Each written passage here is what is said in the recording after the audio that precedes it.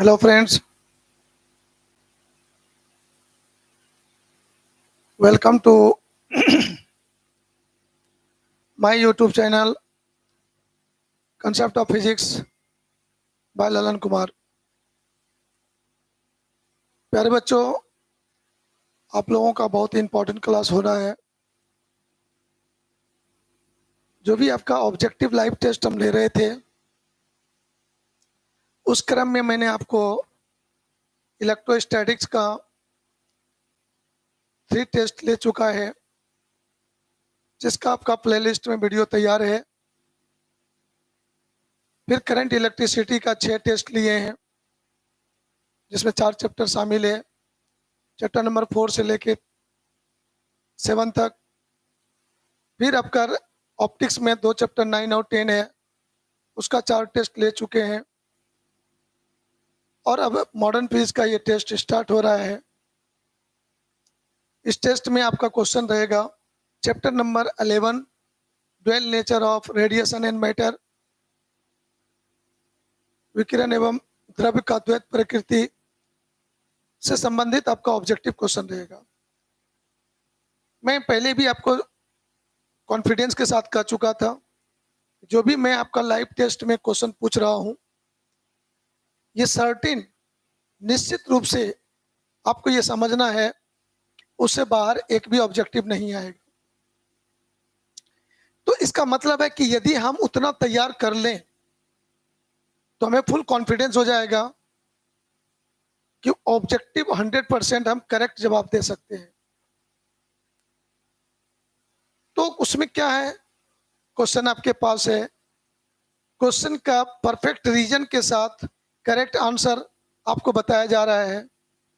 क्यों और कैसे कोई आंसर होगा वो आपको बताया जा रहा है। तो यदि हम उसको फॉलो कर लें, हम कहीं गेस पेपर पर परेशान ना हो, दाएं बाएं कहीं ताक झांक ना करें। टोटल आपको 20 वीडियो मिलेंगे, जिसमें ऑल सब चैप्टर्स का मोस्ट इंपॉर्टेंट ऑब्जेक्टिव क्वेश्चन उसमें मिलेगा।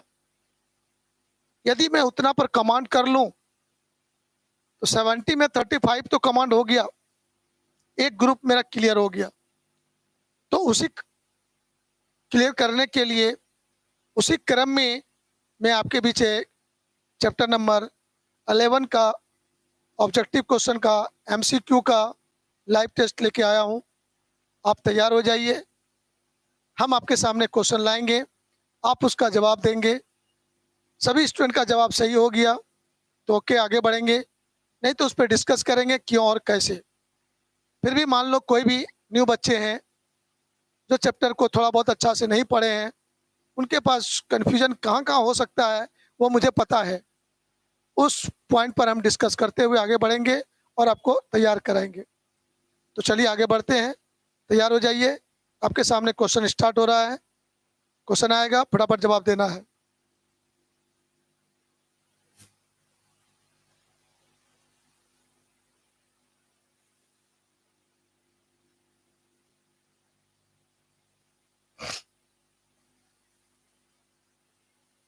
क्या हम सभी बच्चे तैयार हैं? क्या हम सभी बच्चे तैयार हैं? क्वेश्चन आपके सामने ले आए। चलिए क्वेश्चन आपके सामने ला रहा हूं। क्वेश्चन नंबर 1, गैसें चालकता तब प्रदर्शित करती है जब। तो यहां पर स्पष्ट है कि कोई भी गैस कुचालक होता है, उसमें एक चार्ज फ्लो नहीं करता है, करंट फ्लो नहीं करता है। लेकिन हम लोगों ने पढ़ा था डिस्चार्ज ट्यूब, विद्युत विसर्ग नली, जिसमें देखा गया था कैथोड और एनोड के बीच में जो गैस होता है वह गैस भी चालक जैसा व्यवहार करता है, कंडक्टिविटी को शो करता है। लेकिन उसके लिए क्या कंडीशन था, शर्त था, उसमें से एक सही है कोई, जल्दी जवाब दीजिए। तो इसमें 100% बच्चों का जवाब गड़बड़ लगता है। मैक्सिमम बच्चों ने जवाब दे दिया ए का सी, लेकिन हमारे कुछ एक्सपर्ट विद्यार्थी हैं, मनीषा कुमारी है, सौरभ कुमार है, कुंदन कुमार है, गौरव कुमार है,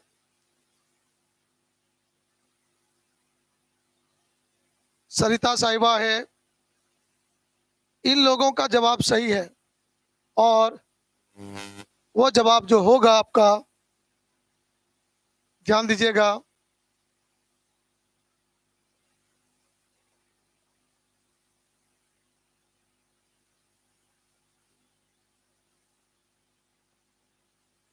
प्रेशर को रिड्यूस किया जाता है, घटाया जाता है, कम किया जाता है। जब दाब को कम किया जाता है तो हमें याद रखना होगा लो प्रेशर पर, वेरी लो प्रेशर पर, ध्यान दीजिएगा,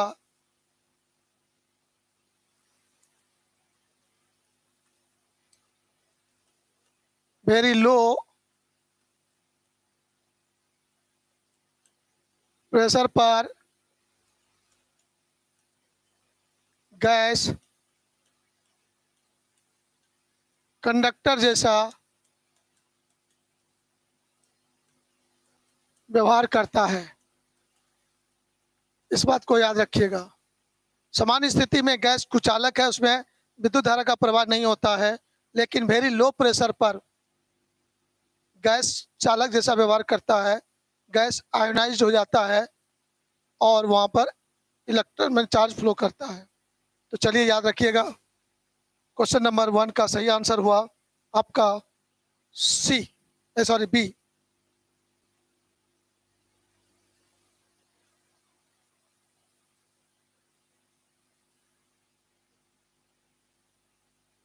चलिए क्वेश्चन नंबर 2 को देखते हैं हम लोग। कैथोड किरणें हैं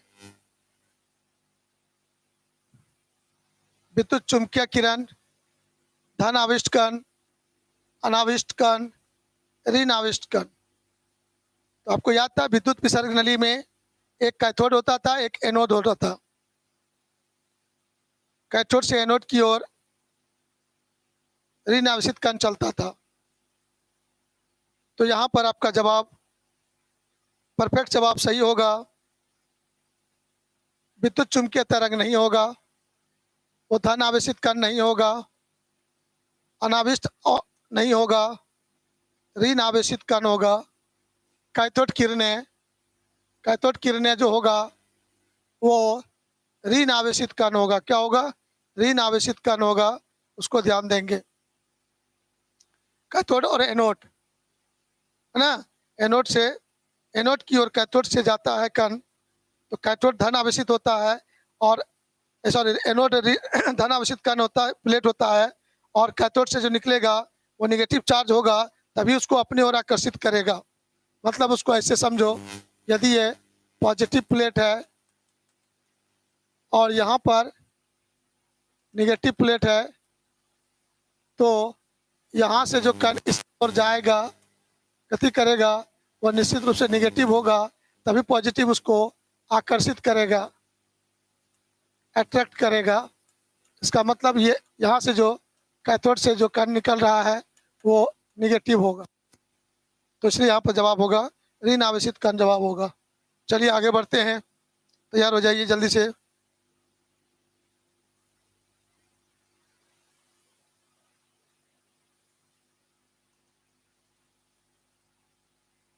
कैथोड किरण में निहित है। कैथोड आज कंटेंट इन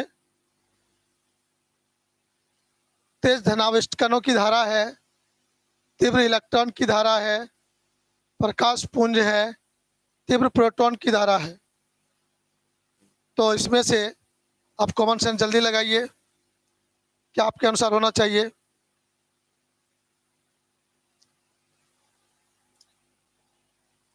चलिए इस बार मैक्सिमम लोगों का सही जवाब आया है। इलेक्ट्रॉन का प्रवाह है यहाँ पर। ऋण आवेशित कण बोले थे अभी तुरंत, कॉमन सेंस लगा देना चाहिए कि कैथोड से ऋण आवेशित कण चला एनोड की ओर, तो इलेक्ट्रॉन का प्रवाह होगा, वहाँ पर कोई भी धन आवेशित कण नहीं होगा, प्रकाश नहीं है यहाँ पर, तो प्रोटॉन तो नहीं होगा, धनावेशित कण नहीं होगा। ये बी नंबर आपका सही है। चलिए आगे बढ़ते हैं।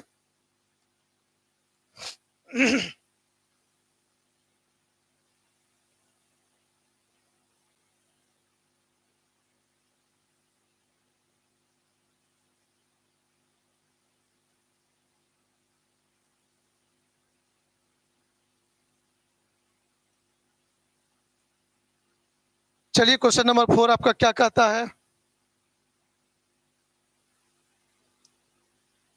एमी द्रव्यमान तथा ई आवेश का एक इलेक्ट्रॉन विरामावस्था से भी वोल्ट के विभवांतर से होकर गुजरता है। मतलब एक इलेक्ट्रॉन है जिसका मास है एमी और चार्ज है ई, पोटेंशियल डिफरेंस भी वोल्ट के अधीन वो गति करता है, तो मैक्सिमम एनर्जी वो कितना गेन करेगा, उसका कितना एनर्जी होगा। तो आप इसमें से किसका जवाब दे रहे हैं? तो गौर से देखिए जवाब क्या होना चाहिए,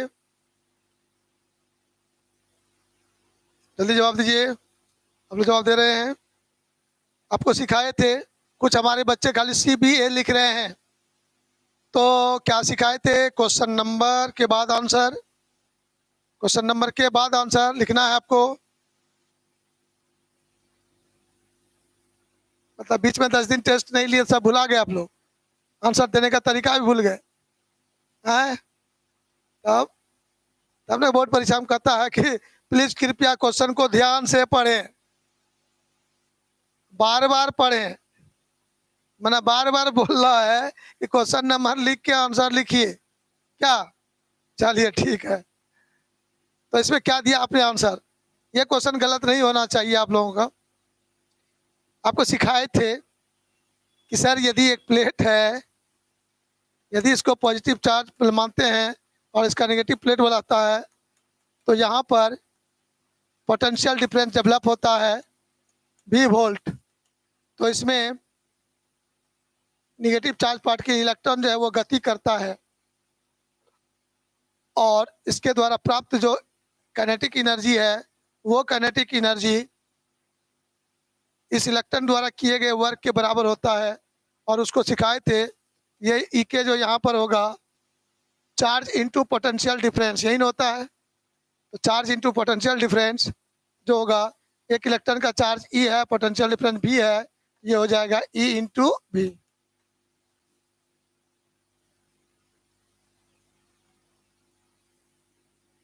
राइट?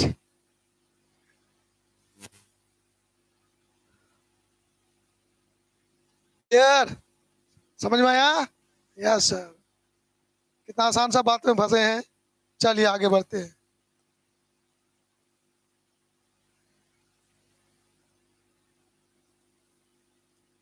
क्वेश्चन नंबर 5 का जवाब आपको मिल चुका है कुछ देर पहले। क्वेश्चन में ही 5 का जवाब मिल चुका था। जल्दी दिमाग लगाइए, बताइए।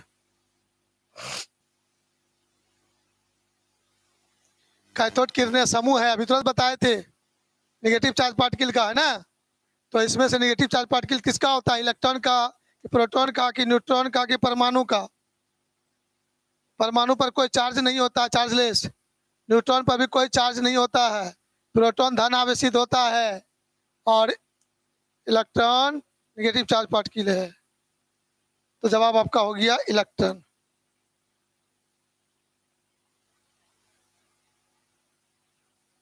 चलिए नंबर 6, नंबर 6 पे विचार करें हम लोग जल्दी से। एक इलेक्ट्रॉन पर विद्युत आवेश इतना कूलम होता है, सबको पता है दुनिया में। विभिन्न कणों के आवेशों के निम्नलिखित परिमाणों में कौन सी माप अवश्य गलत है? मतलब इसमें से कोई एक तो चार्ज गलत है। कोई कण है जिस पर चार्ज है, तो कहता है कि चार्ज इतना हो सकता है क्या? ये चार्ज है, हो सकता है क्या? ये चार्ज हो सकता है क्या? ये चार्ज हो सकता है क्या? ऐसा कोई एक चार्ज इसमें है जो हो ही नहीं सकता है। दिमाग लगा जल्दी बताइए।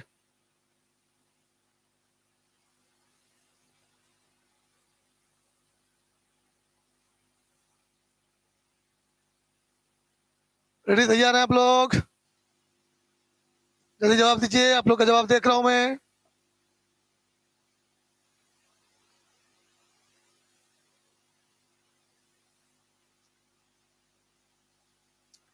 रेशमी यादव ने ए लिखा है और बीना कुमारी ने ए लिखा है।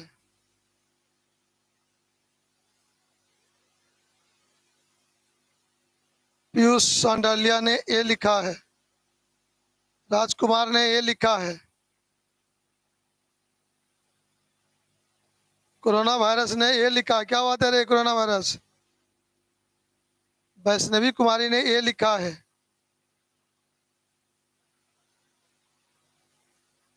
अमन कुमार ने ए लिखा है। शुभम ने ए लिखा है। अजय कुमार ने ए लिखा है और वो ए गलत है।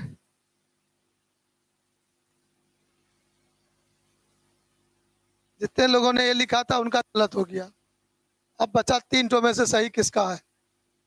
आइए गौर से एक छोटा सा बताते हैं।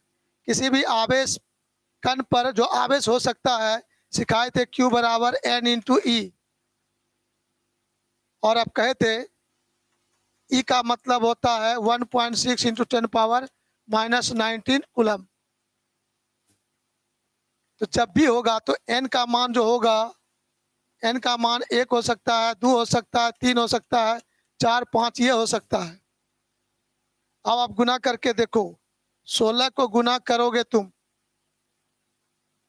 16 को गुना करोगे, 1 2 3 4 5 से गुना करते जाओ, है ना। तो गौर करके देखोगे 16 से ये कभी नहीं कटेगा, है ना। 16 85 हो सकता है, 16 चौके 64 हो सकता है, 16 48 हो सकता है, लेकिन 16 दूना 24 कभी नहीं हो सकता है।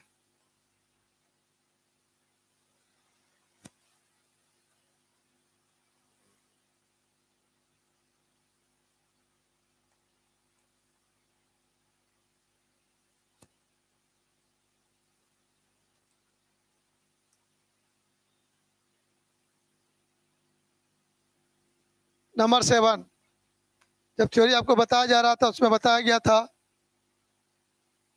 थॉमसन और मिल्कल मिथी को बताया गया था।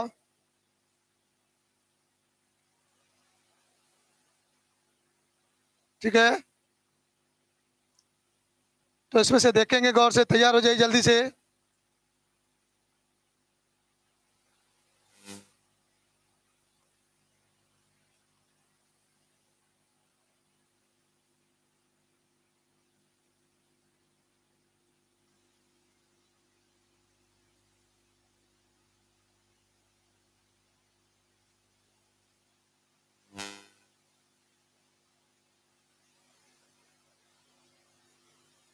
अधिकांश लोगों का बी जवाब आ रहा है और सही है। एक्सपेरिमेंट करके यहाँ पर मिल्कन मेथड से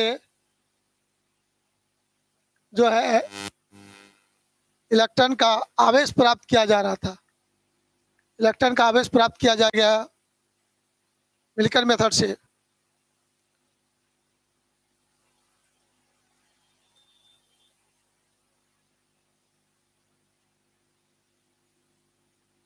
चलो गौर से देखोगे थॉमसन विधि द्वारा क्या प्राप्त किया जाता है इलेक्ट्रॉन का। अब यहाँ पर देखिए क्या प्राप्त किया जाता है, जल्दी देखिए।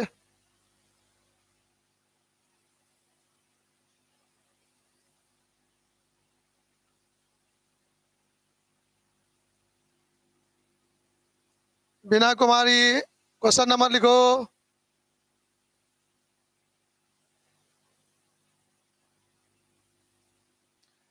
तो इसमें सिखाए थे कि ई बाय एम, है ना, स्पेसिफिक चार्ज है, विशिष्ट आवेश, विशिष्ट आवेश को प्राप्त किया जाता है।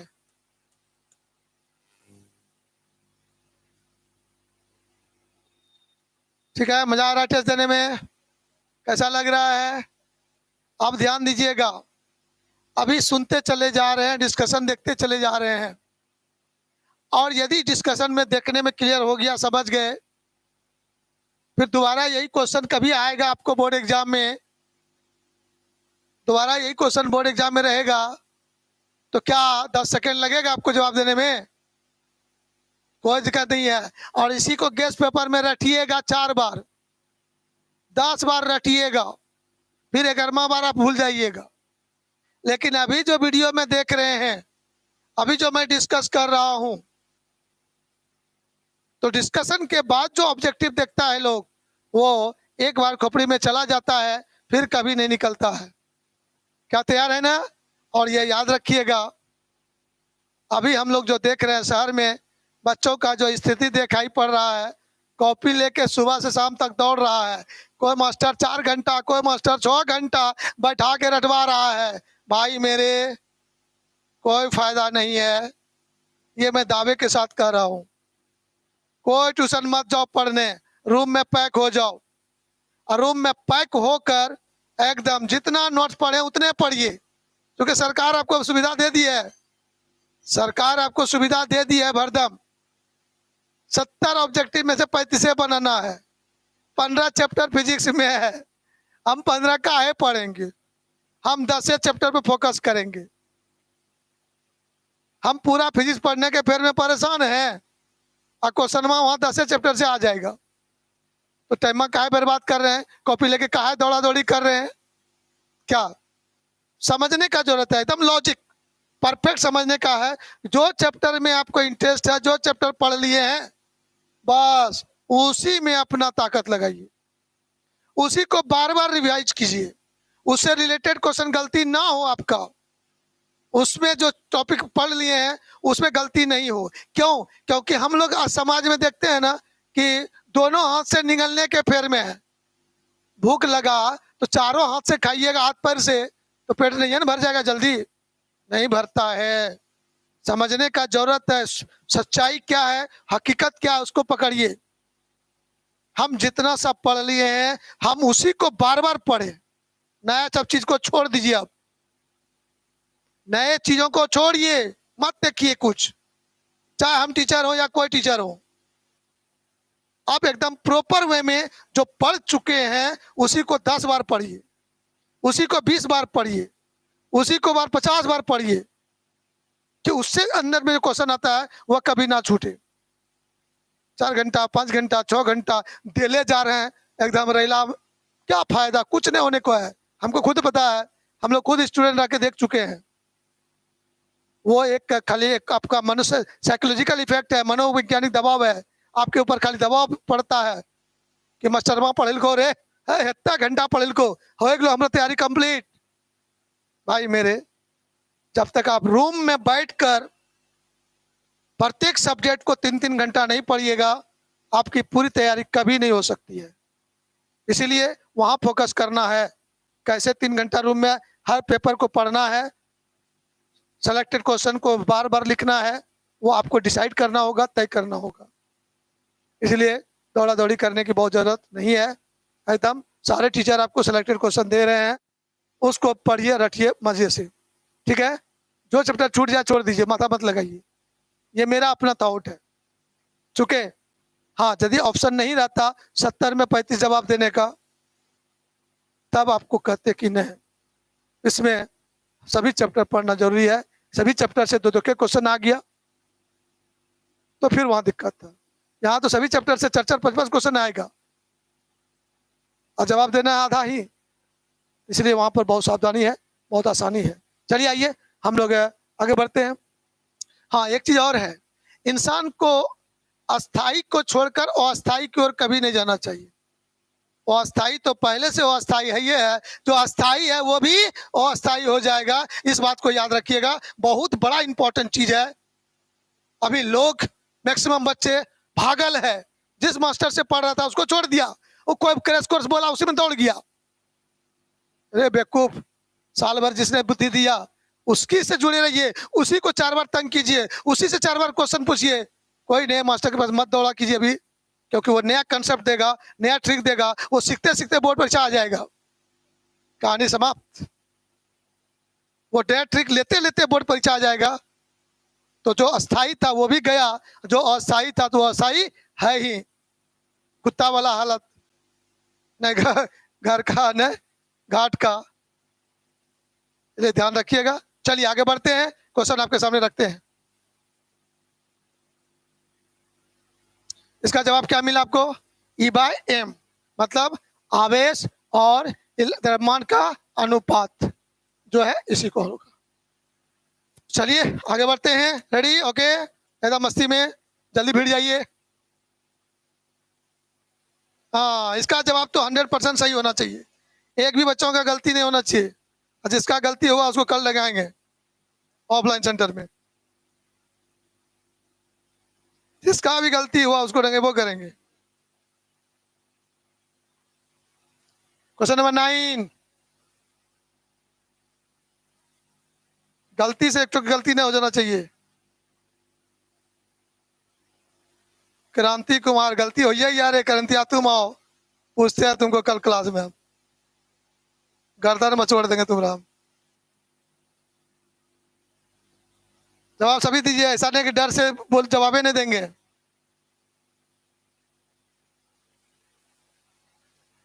आंसू फोन के है रे, नामो रखता टेढ़ा तो आंसर भी गलती होता है।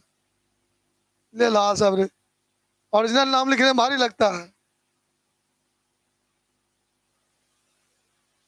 आंसू फोन गलत है आपका।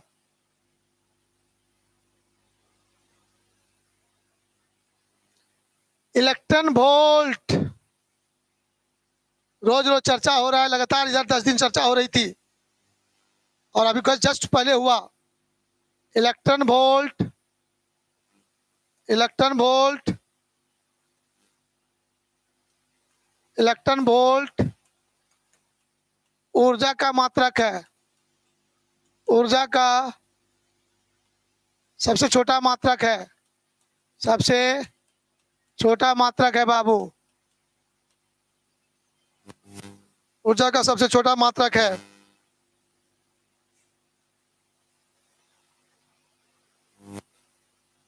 ये ऊर्जा बताता है, अभी तो बताए थे। दो प्लेट के बीच, दो प्लेट के बीच जो विभवांतर है, उस विभवांतर पोटेंशियल डिफरेंस के अधीन जब इलेक्ट्रॉन गति करता है तो एक प्लेट से दूसरे प्लेट तक इलेक्ट्रॉन को पहुंचने में जो कार्य होगा, वह कार्य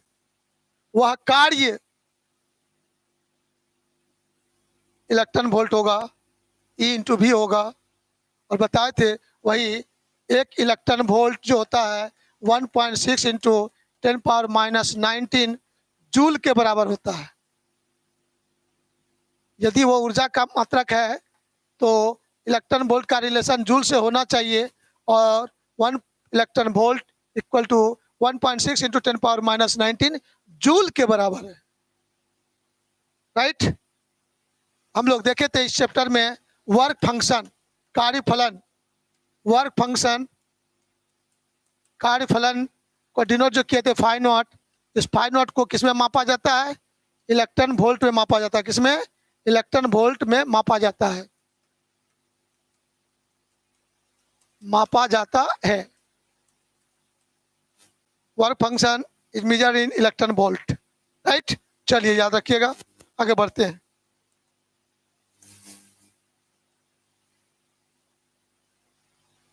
आंसर कौन सा हुआ इसमें? D number. कौन आंसर हुआ इसमें? डी नंबर इसका सही आंसर था।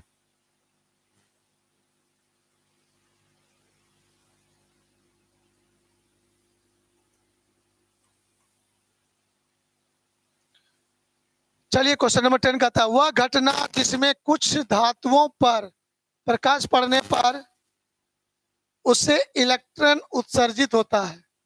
उससे क्या उत्सर्जित होता है? इलेक्ट्रॉन उत्सर्जित होता है,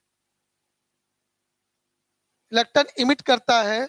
कौन घटना है वो आपको जवाब देना है, जल्दी जवाब दीजिए। तो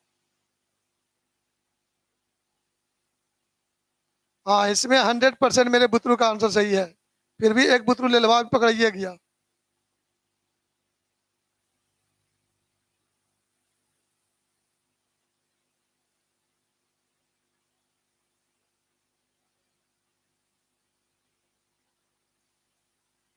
रमतीश कुमार, क्या नाम है रे, गलत है उसका। चलिए सही है, photo electric effect. Photo electric effect, इसमें आपको क्या सिखाते थे कि मेटल प्लेट है, यहाँ पर अल्ट्रावायलेट लाइट इंसिडेंट होता है, उस ऊर्जा को प्राप्त करता है और इस मेटल प्लेट का जो फ्री इलेक्ट्रॉन है यहाँ से उत्सर्जित होता है, मेटल प्लेट के सरफेस से बाहर निकलता है। इसी घटना को कह रहे हैं हम लोग फोटो इलेक्ट्रिक इफेक्ट। तो प्रकाश आपतित होता है, इलेक्ट्रॉन उत्सर्जित होता है, ये घटना हुआ फोटो इलेक्ट्रिक इफेक्ट। इसी इफेक्ट में यही है प्रकाश विद्युत उत्सर्जन, फोटो इलेक्ट्रिक इमिशन। चलिए हो गया complete. Number 11,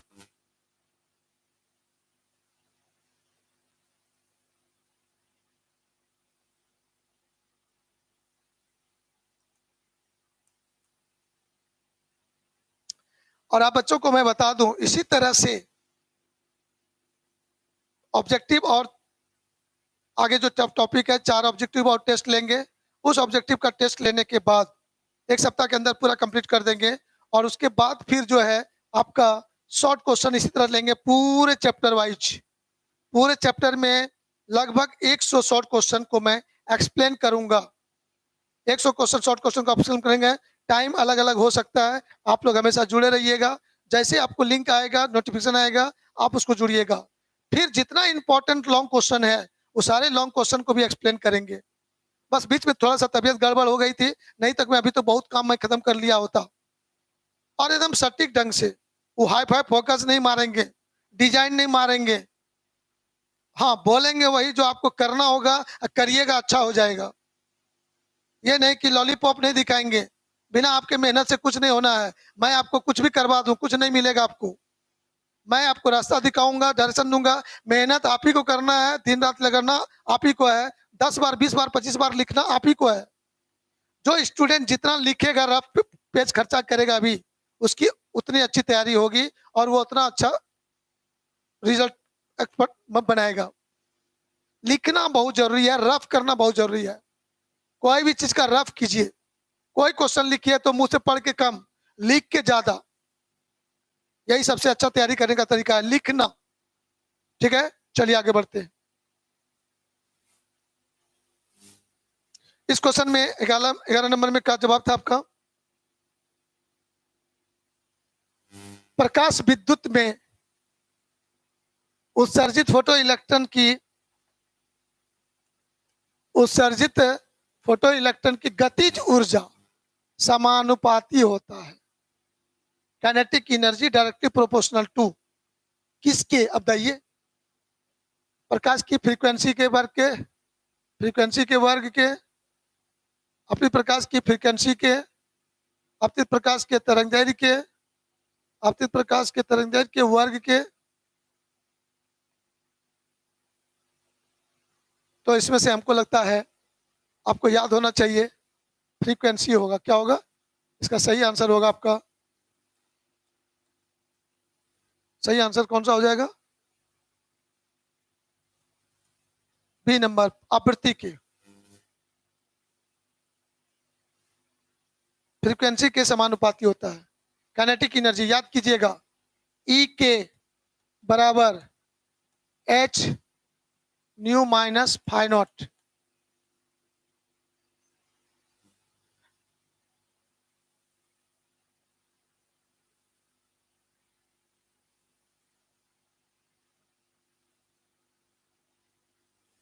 phi not constant term है, एच कांस्टेंट टर्म है। बस फ्रीक्वेंसी बढ़ाते जाएंगे, ये काइनेटिक ऊर्जा बढ़ते जाएगा। मतलब आपतित प्रकाश की आवृत्ति के समानुपाती होगा। फोटो इलेक्ट्रिक लॉ में इसको सिखाया गया था आपको, लॉ फोटो इलेक्ट्रिक इफेक्ट में ये सिखाया गया था। चलेंगे क्वेश्चन नंबर 12 में। अब तेजी से स्पीड में हम लोग इसको निकालते हैं और पूरा कंसंट्रेट होकर रहेंगे। ध्यान दीजिएगा गौर से। प्रकाश विद्युत में आपतित प्रकाश थ्रेशोल्ड फ्रीक्वेंसी हुआ है जिस पर फोटो इलेक्ट्रॉन मात्र उत्सर्जित होता है। फोटो इलेक्ट्रॉन की चाल महत्तम होती है। फोटो इलेक्ट्रॉन उत्सर्जित दर न्यूनतम होता है। इसमें से कोई सही नहीं है। तो फोटो इलेक्ट्रॉन मात्र उत्सर्जित होता है। मेटल प्लेट से फ्री इलेक्ट्रॉन को मात्र मेटल प्लेट से बाहर निकलने के लिए जो रेडिएशन आ रहा है, उस रेडिएशन का जो एनर्जी होगा, E बराबर हम लोग लिखे थे एच न्यू नॉट, याद रखिएगा। वो मिनिमम में फ्रीक्वेंसी वाला जो रेडिएशन आपतित होगा, उसके आपतित होने पर जो इलेक्ट्रॉन गेन करेगा एनर्जी और इमिट होता है, तो सिर्फ इमिट करने के लिए न्यूनतम आवृत्ति वाला चाहिए। तो यहाँ पर सिर्फ होगा फोटो इलेक्ट्रॉन मात्र उत्सर्जित होता है, और न्यूनतम फ्रीक्वेंसी न्यू नॉट को ही बोलते हैं, थ्रेशोल्ड फ्रीक्वेंसी दहली आवृत्ति बोलते हैं। चलिए इसको आगे बढ़ाते हैं। यहाँ पर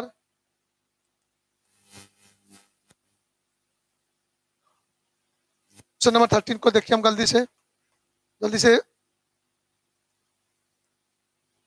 उत्सर्जित फोटो इलेक्ट्रॉन की ऊर्जा निर्भर करती है, फोटो इलेक्ट्रॉन की ऊर्जा एनर्जी, जो इलेक्ट्रॉन उत्सर्जित होता है उसका एनर्जी किस पर डिपेंड करती है?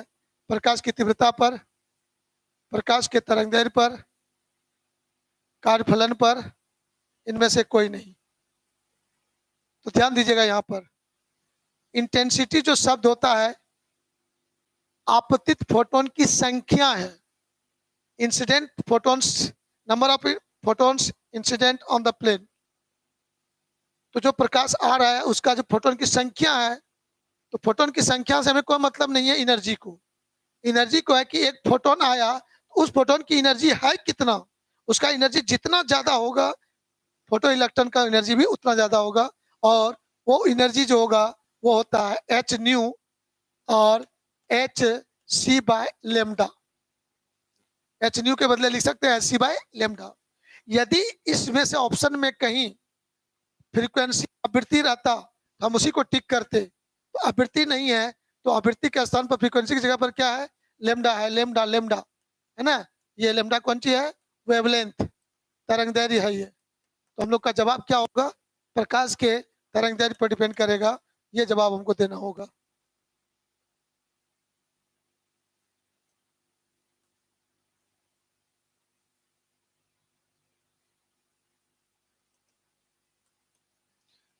किसी सतह से प्रकाश विद्युत उत्सर्जन तभी प्रारंभ होता है जब सतह पर आपतित प्रकाश होती है। एक निश्चित न्यूनतम आवृत्ति, न्यूनतम चाल, न्यूनतम तीव्रता, न्यूनतम तरंगदैर्घ्य। जल्दी जवाब दीजिए। अभी तो चर्चा हुआ था मिनिमम फ्रीक्वेंसी वाला, न्यूनतम आवृत्ति वाला फोटोन से प्रकाश फोटो इलेक्ट्रॉन उत्सर्जित होता है।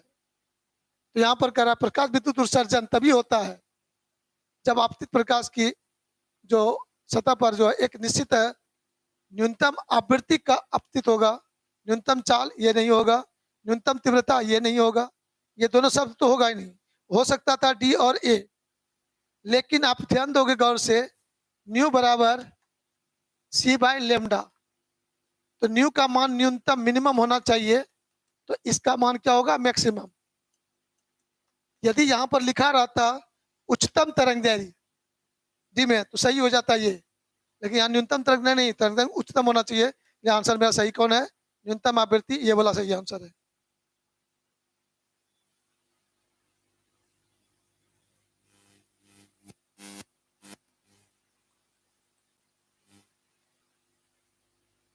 चलिए नंबर 15 में जल्दी जवाब दीजिए। तो इस बार जवाब का इंतजार करेंगे आपका हम।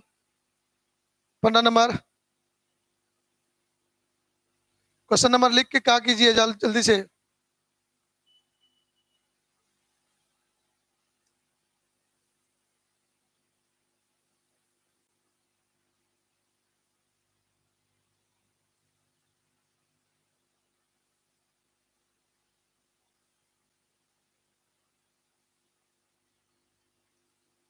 प्रकाश विद्युत प्रभाव, फोटो इलेक्ट्रिक इफेक्ट की व्याख्या में प्रकाश का को माना गया जाता है। प्रकाश माना जाता है किस रूप में? मतलब ध्यान दीजिएगा, मेटल प्लेट है, उस पर प्रकाश आपतित हो रहा है, उसका ऊर्जा पाकर इलेक्ट्रॉन बाहर निकलता है, तो वह जो ऊर्जा प्राप्त करता है वो प्रकाश को किस रूप में माना है? तो याद रखिएगा, फोटो इलेक्ट्रिक इफेक्ट का एक्सप्लेनेशन करने के लिए लाइट को कण के रूप में माना गया। किस रूप में माना गया है? कण के रूप में माना गया है। तो डी ब्रॉगली ने कहा कण भी हो सकता है और तरंग भी हो सकता है, लेकिन यहाँ पर याद है कि ये फोटोन जो इंसिडेंट हो रहा है वह कण के रूप में मेटल प्लेट पर आपतित होता है और ये ऊर्जा प्राप्त होकर इलेक्ट्रॉन निकलता है। तो ये जो कण है एच ई बराबर एच न्यू, यही है तुम्हारा फोटोन,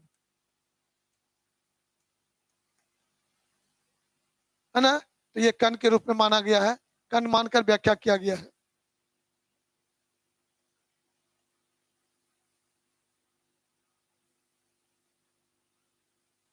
चलिए नंबर 16 में जल्दी जवाब दीजिए।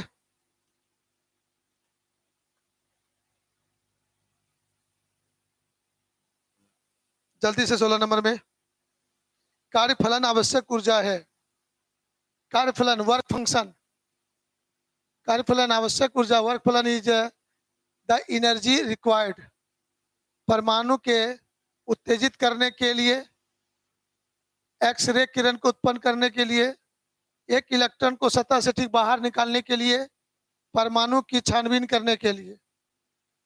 तो इलेक्ट्रॉन को उत्सर्जित करने के लिए हमें कार्यफलन आवश्यक ऊर्जा।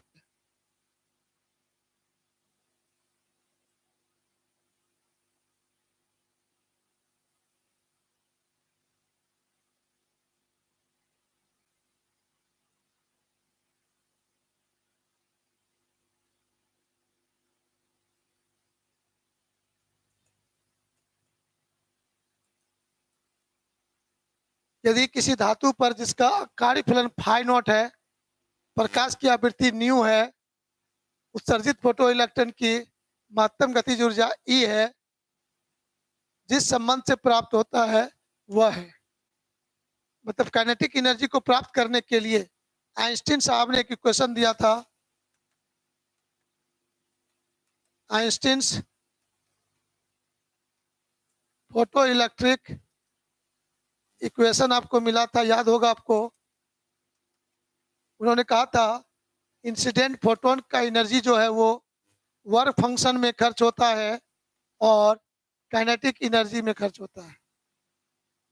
तो यहाँ से काइनेटिक एनर्जी ई के बराबर यदि लिखेंगे तो H nu minus phi not होगा।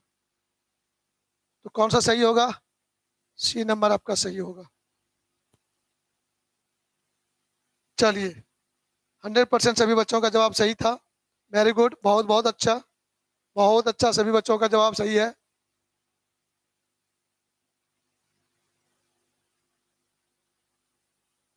चलिए इसको जल्दी देखिए। एक प्रकाश सुग्राही धातु इतना से उत्सर्जित हो फोटो इलेक्ट्रॉन की महत्तम गतिज ऊर्जा इतना है, तो फोटोन की ऊर्जा क्या होगी? बहुत सिंपल बात है, अभी तुरंत बताए थे। एच न्यू बराबर फाई नॉट प्लस ई के। क्वेश्चन में दे रहा है प्रकाश सुग्राही धातु जो है इतना इलेक्ट्रॉन जो उत्सर्जित फोटो इलेक्ट्रॉन की महत्तम गतिज ऊर्जा इतना है, तो फोटोन की ऊर्जा हो जाएगा, तो ये हो जाएगा 2.1 प्लस 0.9 बराबर हो जाएगा 3.0 इलेक्ट्रॉन वोल्ट। तो 3.0 इलेक्ट्रॉन वोल्ट, नंबर सी आपका सही जवाब है।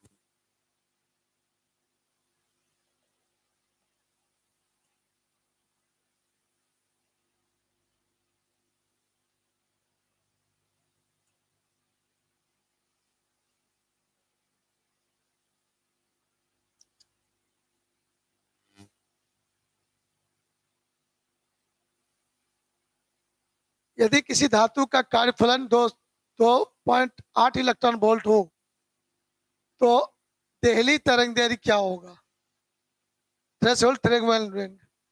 थ्रेशोल्ड वेवलेंथ लेमडा नॉट निकालने कह रहा है। तो यहाँ पर हम लोग पढ़े थे फाई नॉट बराबर एच न्यू नॉट, तो ये हो जाएगा H C by lambda not. तो लेमडा नॉट पूछा गया आपसे, तो यहाँ पर आप लेमडा नॉट निकालना है, तो आप क्या करोगे? तो हो जाएगा H C by phi not. अब सबका वैल्यू पुट कर दीजिएगा, एच का वैल्यू, सी का वैल्यू, फाई का वैल्यू। तो कार्यफलन दिया हुआ है 2.8, ये 2.8 दिया हुआ, एच सी जब मालूम है, एच का वैल्यू 6.6 2 इंटू 10⁻−34। सी का वैल्यू सबको याद रहता है, 3 इंटू 10⁻8 मीटर पर सेकेंड बाय 2.8। 2.8 इलेक्ट्रॉन वोल्ट है आपका, ये 2.8 इलेक्ट्रॉन वोल्ट है। उसको जूल में बदलना होगा, तो जूल में जैसे बदलिएगा 1.6 इंटू 10⁻−19 कूलम होगा, इतना जूल हो जाएगा। अब उसको सॉल्व करिएगा तो आपका आंसर नंबर सी आना चाहिए, सी आता है। ठीक है, तो चलिए हम लोग आगे बढ़ते हैं, इसको ध्यान रखिएगा, जल्दी से नोट कर लीजिएगा, स्क्रीनशॉट ले लीजिए बच्चे लोग जो भी कर रहे हैं।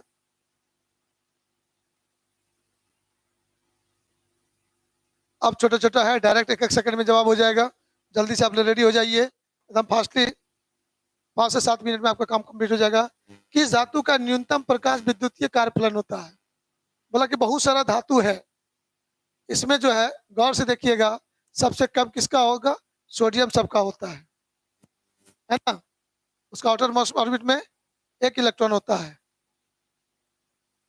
तो ये सोडियम का हम लोग बोलेंगे। बाकी सब में आउटर ऑर्बिट में उससे ज्यादा होता है। 20वें नंबर में हम लोग एक जवाब देंगे, ये नंबर में जवाब सही होगा।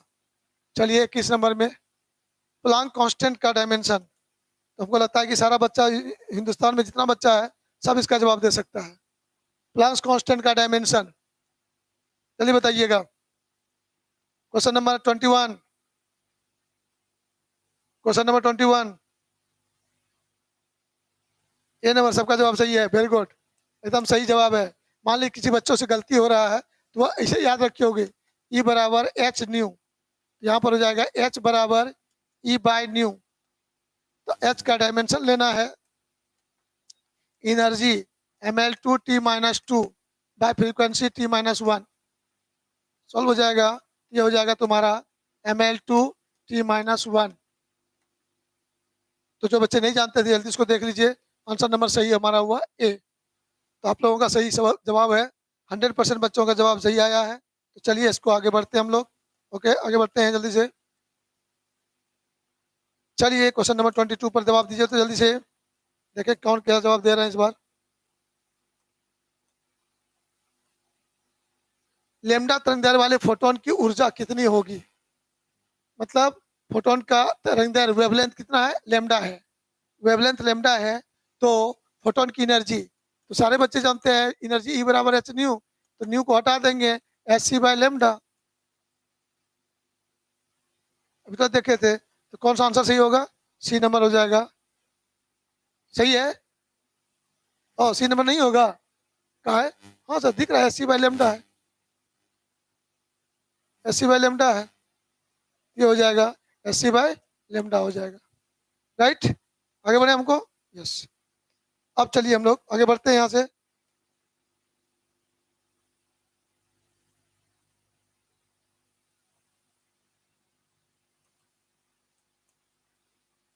प्रकाश से संबंधित घटनाओं की व्याख्या के लिए आवश्यक है, प्रकाश से संबंधित सभी घटनाओं की व्याख्या के लिए आवश्यक है।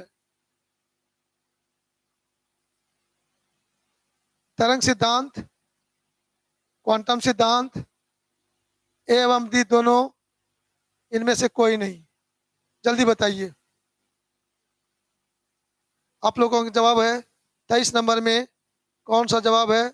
जल्दी से जवाब दीजिए तो आप लोग।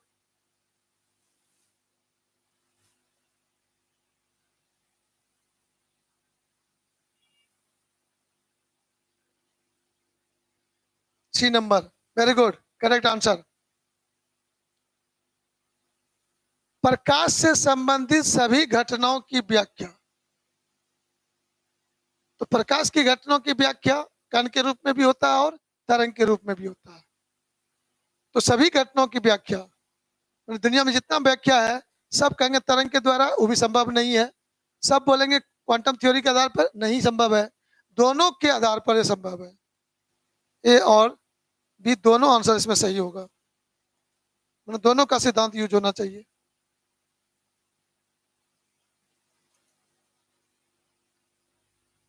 द्वैत प्रकृति, ड्वेल नेचर, द्वैत प्रकृति, ड्वेल नेचर, ना केवल प्रकाश में होती है बल्कि द्रव्य कणों में होती है, मैटर पार्टिकल में होता है, लाइट में और मैटर पार्टिकल दोनों होता है। इस सिद्धांत का प्रतिपादन किया था, किसने दिया था ये सिद्धांत? जल्दी बताओ। चैप्टर नंबर 11 पढ़े हैं और बोले थे इस चैप्टर में सबसे इंपॉर्टेंट कॉन्सेप्ट है डी ब्रॉगली। फ्रांसीसी साइंटिस्ट लुइस डी ब्रॉगली ने यह सिद्धांत दिया था, ड्वेल नेचर ऑफ।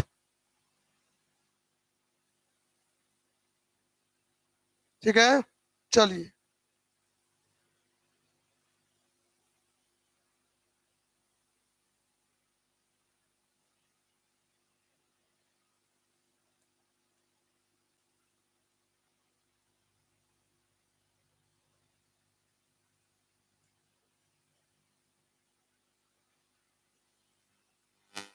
द्रव्यमान m, कण का वेग v, उससे संबद्ध तरंग दैर्घ्य होता है।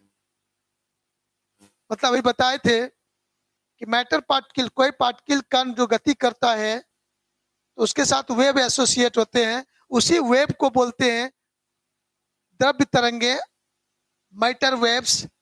उसको साइंस डी ब्रॉगली ने बताया था, डी ब्रॉगली वेव भी उसको बोलते हैं। उस वेव का जो वेवलेंथ होता है तो de Broglie wavelength,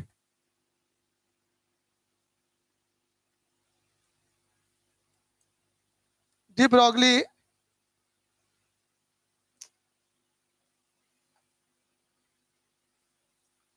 de Broglie wavelength, de Broglie wavelength lambda का वैल्यू आपको सिखाया गया था थ्योरी में। डी ब्रॉगली वेवलेंथ का लेमडा का जो वैल्यू होता है वो यदि गति से नहीं जानते हैं तो मैक्स प्लांक का थ्योरी था एच न्यू और आइंस्टीन साहब का थ्योरी था mc स्क्वायर। और यहां से एच न्यू के बदले c बाय लेमडा लिख दो और mc इंटू सी लिख दो, एक सी कैंसिल हो जाएगा तो यहां से हो जाएगा h by lambda equal to mc होता है मोमेंटम, संवेग p, तो यहां से लेमडा इक्वल टू हो जाएगा h बाय p हो जाएगा। तो यदि p मालूम है तो डायरेक्ट ठीक है, नहीं तो p के बदले क्या लिखेंगे, m इंटू v लिखेंगे। मास है m, वेलोसिटी है v, तो मोमेंटम हो जाएगा m इंटू v। तो लेमडा बराबर आपका हो जाएगा h बाय एम भी। तो क्या आप लोगों का यही आंसर था? यस, मैक्सिमम लोगों का यही आंसर है। वेरी गुड, बहुत बहुत अच्छा, आप लोगों ने सही सही आंसर दिया। बहुत हमको मजा आ रहा है। हमने इस चैप्टर पे जो डिस्कशन किया है थ्योरी में, एकदम क्लियर पता चल रहा है कि मैक्सिमम बच्चों ने 95% बच्चों ने 100% इसको एक्सेप्ट किया है और लगभग अभी तक आंसर सभी बच्चों का सही सही हुआ। बहुत अच्छा, बहुत अच्छा, बहुत अच्छा। लगे रहो मुन्ना भाई, इसी तरह से ऐसे लगना है, एक एक लाइन को दिमाग में सेट कर लेना है। फिर काहे को डरना है, डरना नहीं है, एकदम बहुत ज्यादा पढ़ना नहीं है, दिन रात हाय नहीं करना है, एकदम रिलैक्स मूड में पढ़ना है। हाँ, लेकिन जिस समय 2 घंटा पढ़ना है रूम में, उस समय ना मोबाइल चले, ना किसी का फोन आए, ना किसी से कोई टॉक करे। हाँ, 2 घंटा है एकदम पूरी एनर्जी से रूम में पढ़ना चाहिए। वही 2 घंटा आपका करियर बनाएगा। दिन भर जो कॉपी लेके दौड़ते हैं वो आपको कोई फायदा देने वाला नहीं है। रूम में जो बच्चा जितना अभी से पैक हो गया है वो हो जाएगा, तो बेस्ट से बेस्ट रिजल्ट बनाएगा, ये मेरा चैलेंज है। तो उसको फॉलो करना है। क्योंकि मुझे दिख रहा है कि मेरा आंसर फटाफट आ रहा है, मैं आराम से इधर पढ़ा रहा हूँ, कोई टेंशन नहीं। लेकिन पता नहीं उड़ने वाला उड़ रहा है, कुछ बच्चा हवा में उड़ रहा है। हाँ? चलिए मजा से।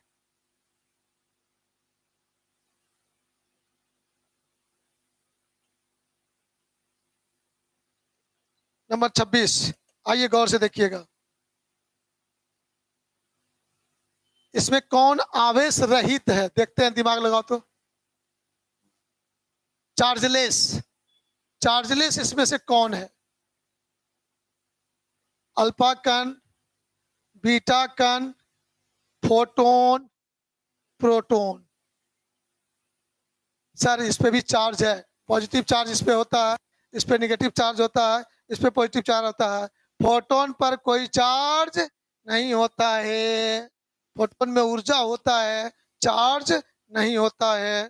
फोटोन बंडल ऑफ ऊर्जा को ही बोला गया है, इसको ध्यान में रखिएगा। तो चलिए 100% आप बच्चों का जवाब सही भी है। मेरे पीयूष सांडलिया ले लाए क्या रे है, दूर बुढ़वा काट महकने लगा, छी छी छी, दुर्गंध आने लगा। दू दू दू दू कहाँ बैठा है रे? देखो अगल बगल नाली नहीं है, बुढ़वा नाली किनारे बैठ के जवाब दे रहा है क्या? कहता प्रोटोन पे चार्ज है, ले ले आगे एकदम खत्म है रे। मतलब प्रोटोन पे कहेगा चार्जलेस तो वो विद्यार्थी को पढ़ने का कोई अधिकार नहीं है। अब यो जाके जाओगे जंगल में संन्यास ले लो क्या? हाँ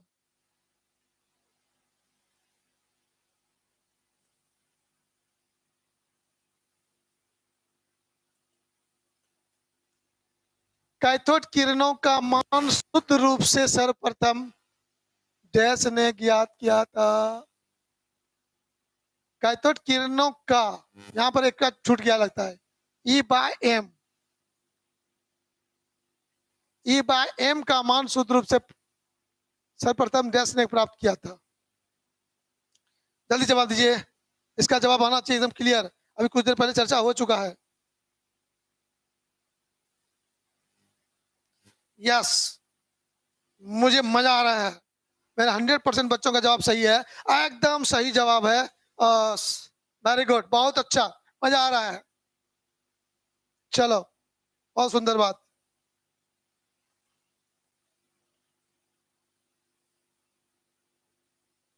चलिए इस बार देखते हैं किसमें है कितना दम।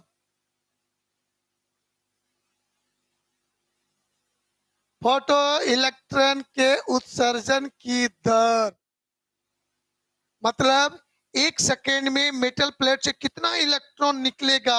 इलेक्ट्रॉन की संख्या, ऊर्जा नहीं, इलेक्ट्रॉन की संख्या, कितना इलेक्ट्रॉन निकलेगा वो किस पर डिपेंड करेगा, जल्दी बताओ। Law of photo electric effect समझाया गया था।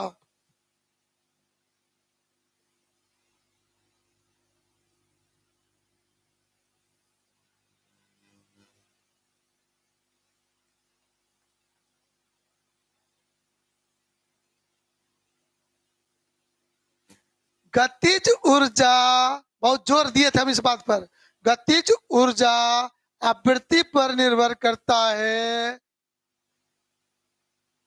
तीव्रता पर नहीं। लेकिन उत्सर्जन की दर, इलेक्ट्रॉन जो निकलेगा, इलेक्ट्रॉन की संख्या, जितना फोटोन आएगा उतना इलेक्ट्रॉन निकलेगा। तो फोटोन की संख्या जो आपतित होता है वो इंटेंसिटी बताता है, तीव्रता। इलेक्ट्रॉन जो निकलेगा उत्सर्जन की दर, उत्सर्जन की दर, rate of emission is directly proportional to intensity of radiation, तो प्रकाश की तीव्रता पर।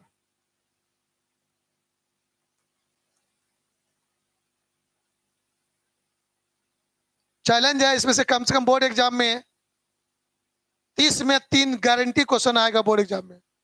इसमें 2022 में 30 में क्वेश्चन जो अभी बना रहे हैं हम लोग, 3 क्वेश्चन बोर्ड एग्जाम में आएगा। और यदि इस तरह से प्रत्येक टेस्ट में हम 3-3 का गारंटी ले लें तो 20 टेस्ट ले रहे हैं, 20 टेस्ट में 3-3 क्वेश्चन का गारंटी ले लें, 20 या 60 क्वेश्चन आ जाएगा। 70 क्वेश्चन में 60 क्वेश्चन उसी से रहेगा और 60 में जवाब देना है मात्र 35। क्यों गैस पेपर भोगते हो, क्यों दाएं बाएं भटकते हो? मत भटको, बस जितना कहते हो उतना करके दिखा दो। गारंटी में लूंगा, चैलेंज करूंगा कि आएगा तो आएगा। समय बर्बाद नहीं करना है, कम समय में बहुत चीज करना है, बहुत सब्जेक्ट पढ़ना है। 4-4 घंटा किसी सब्जेक्ट के पीछे भोगते रहना वही सबसे बड़ा बेवकूफी है। आइए, पी संवेग वाला कण एक ऐसा तरंग के समान आचरण करता है जिसका तरंगदैर्घ्य लैम्डा है। पी मोमेंटम वाला पार्टिकल ऐसे तरंग के समान आचरण करता है जिसका तरंगदैर्घ्य लैम्डा है।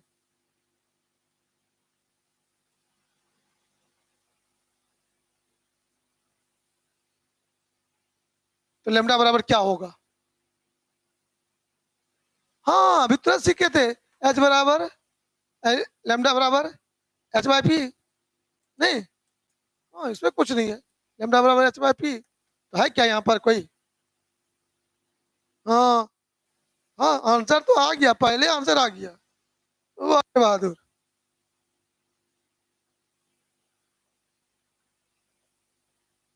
Last question.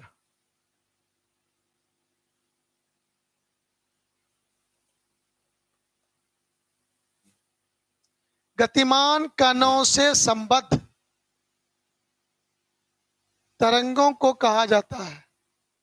माय डियर बच्चों, मैं आपको कहा था पार्टिकल मोशन करता है, उसके साथ तरंग संबद्ध होता है, और उस तरंग का नाम है मैटर वेव्स, और उसको बताने वाले साइंटिस्ट का नाम है डी ब्रॉगली, तो उसका नाम है डी ब्रॉगली वेव्स। तो आइए यहाँ पर कौन सा है? तो हाँ कुछ नहीं मेरे 100% बच्चों,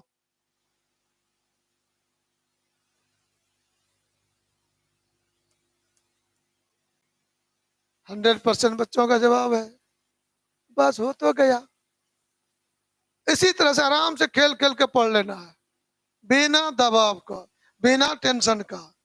फिर वही बात लास्ट में, अंत भला तो सब भला, और सबके बाद कितनों पढ़िए, कितनों छटपट कीजिए, मेरा लास्ट सलाह मान लीजिएगा, प्रत्येक सब्जेक्ट के पीछे रूम में 2 घंटा समय दीजिए, जितना पढ़ सके उतनी पढ़िए, बाकी सब छोड़ दीजिए, वीआईपी रिजल्ट बनेगा। और लास्ट कॉपी लेके दौड़ते रहिए, नो एनी इफेक्ट। ठीक है, चलिए आइए, ठीक है, ओके, हम लोग मिलते हैं इसी तरह से 1 से 2 दिन के अंदर, फिर दूसरा टॉपिक आपके सामने लेके आएंगे, और इसी तरह से अभी 5 टेस्ट आपके सामने आएगा, और 5 टेस्ट के बाद 15 टेस्ट हो गया है। सबका प्लेलिस्ट आपका निश्चित बना हुआ है, और उसी प्लेलिस्ट में एक ही जगह सभी टेस्ट हैं, इसलिए भटकना नहीं है, हम सबको बता देंगे। और जिन जिन बच्चों को जरूरत हो कॉल करके बात कर सकते हैं, पूछ सकते हैं, कोई विशेष जानकारी की जरूरत हो तो ले सकते हैं। अच्छी तैयारी करने के लिए हम धीरे धीरे सब करेंगे, हड़बड़ा के नहीं करेंगे, लेकिन मेरे साथ चलने वाले बच्चे धैर्यवान होते हैं, थोड़ा सा स्थिर दिमाग वाले वो होते हैं, हम छटपट वाले लोग नहीं हैं। जैसे हम, हमारा दिमाग स्थिर है, मेरे साथ वही बच्चे जुड़ते हैं जिसका दिमाग भी स्थिर है। छटपटाने वाला जो बच्चा है वो मेरे साथ नहीं चल पाएगा। जो अस्थिर से गंभीर होकर पढ़ाई करने वाला स्टूडेंट है वो मेरे साथ चलिए, मैं आपको बेस्ट से बेस्ट रिजल्ट दूंगा, बेस्ट से बेस्ट तैयारी कराऊंगा। ओके, मिलते हैं अगले क्लास में नई एनर्जी के साथ, नए उमंग के साथ। Bye bye.